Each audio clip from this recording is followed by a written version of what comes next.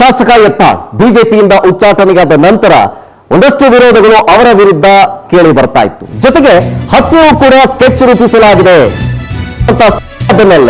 ಈಗ video leak ಆಗಿದೆ. ಮೊದಲಿಗೆ ಆಡಿಯೋ ಆಯ್ತು, ಈಗ ವಿಡಿಯೋ ಮೂಲಕ ಹೋರಾಟದ ದಿಕ್ಕು ತಪ್ಪಿಸುವಂತಹ ಪ್ಲಾನ್ ಆಗ್ತಾ ಇದೆ. ವಿಜಯಪುರದ ಮತ್ತೊಬ್ಬ ಯುವಕರಿಂದ ವಿಡಿಯೋ ಬೆದರಿಕೆ, ಯತ್ನಾಳ್ ವಿರುದ್ಧ ಹೋರಾಟ, ರುಂಡವನ್ನೇ ಬೇರ್ಪಡಿಸುವ ಶಪಥ ಮಾಡಲಾಗ್ತಾ ಇದೆ. ವಿಜಯಪುರ ನಗರದ Sahil ಜರ್ತಾರ್ ಎಂಬಾತನ video Bijapur foundation insta ಅಕೌಂಟ್ನಲ್ಲಿ ಅಪ್ಲೋಡ್ ಆಗಿದೆ. ಇದು ಯತ್ನಾಳ್ ಎಂಬ ಹುಡುಗ ವಿರುದ್ಧ ನಮ್ಮ ಹೋರಾಟ ಅಂತ, ಪ್ರವಾದಿಗಾಗಿ ನಮ್ಮ ಪ್ರಾಣ ಬಲಿಗಾಗಿ ಸಿದ್ಧವಿದೆ ಅಂತ ವಿಡಿಯೋ ಮಾಡಿದ್ದಾನೆ. ಪ್ರವಾದಿ ವಿರುದ್ಧ ಮಾತಾಡಿದ್ರೆ ತಲೆ ಕತ್ತರಿಸೋದೇ ಶಿಕ್ಷೆ ಅನ್ನುವಂತ ಹೇಳಿಕೆ ಕೊಟ್ಟಿರೋದು. ಸೊ ಅಲ್ಲಿಗೆ ಯತ್ನಾಳ್ ಹತ್ಯೆಗೆ ಸ್ಕೆಚ್ ಹಾಕಿರೋ ಆಡಿಯೋ ಬೆನ್ನಲ್ಲೇ ಈಗ ವಿಡಿಯೋ ರಿಲೀಸ್ ಆಗಿದೆ. ಆ ವಿಡಿಯೋ ನೋಡಿ. बीजापुर फाउंडेशन से मैं सोहेल जरतार, जो बीजापुर का एमएलए बसनगौड़ा पाटिल यत्नाळ್, इसने हमारे प्यारे नबी की शान में गुस्ताखी की है. किसी भी हाल पर हमें ये बर्दाश्त नहीं है. हमारी ये गुजारिश है कि इस नापाक सुअर को जल्द से जल्द अरेस्ट किया जाए. हमारी पुलिस डिपार्टमेंट से ये अपील है और हर एक मुसलमान से ये गुजारिश है कि कलमे की बुनियाद पर एक हो जाओ. और हम किसी भी मजहब या धर्म के खिलाफ नहीं है, बल्कि इस नापाक कीड़े के खिलाफ है. या रसूलुल्लाह, आप पर हमारी जान कुर्बान है. लब्बैक या रसूलुल्लाह. गुस्ताखी नबी की एक ही सजा, सर तन से जुदा. अस्सलाम वालेकुम. ಬಿಜಾಪುರ ಫೌಂಡೇಶನ್ से मैं ಬಸನಗೌಡ ಪಾಟೀಲ್ ಯತ್ನಾಳ್ ಪ್ರಬಲ ಹಿಂದುತ್ವ ನಾಯಕರು ಕರ್ನಾಟಕದಲ್ಲಿ. ಅವರು ಕರ್ನಾಟಕದಲ್ಲೇ ಮಹಾರಾಷ್ಟ್ರದಲ್ಲಿ ಅಪಾರ ಅಭಿಮಾನಿಗಳು ಹೊಂದಿದ್ದಾರೆ.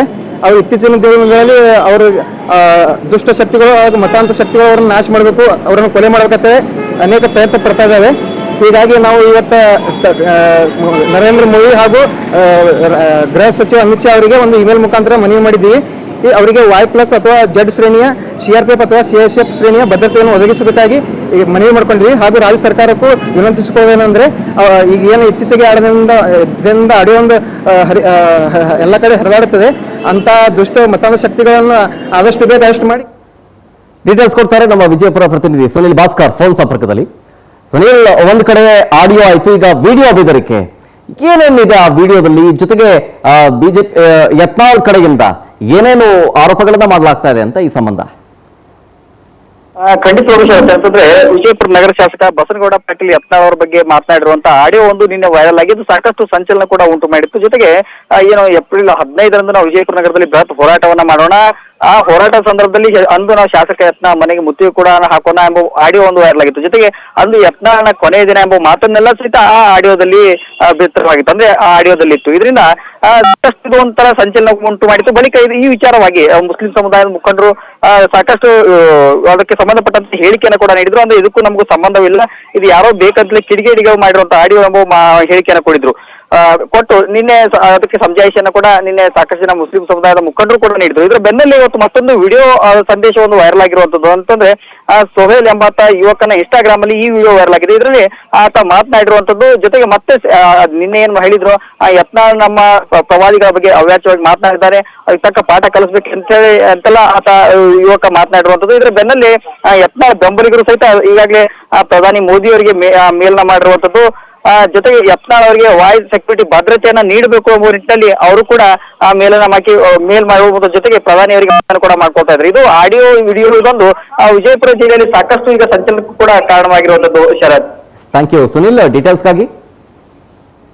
है अस्सलाम वालेकुम. बीजापुर फाउंडेशन से मैं सोहेल जरतार, जो बीजापुर का एमएलए बसनगौड़ा पाटिल यत्नाळ್, इसने हमारे प्यारे नबी की शान में गुस्ताखी की है. किसी भी हाल पर हमें ये बर्दाश्त नहीं है. हमारी ये गुजारिश है कि इस नापाक सुअर को जल्द से जल्द अरेस्ट किया जाए.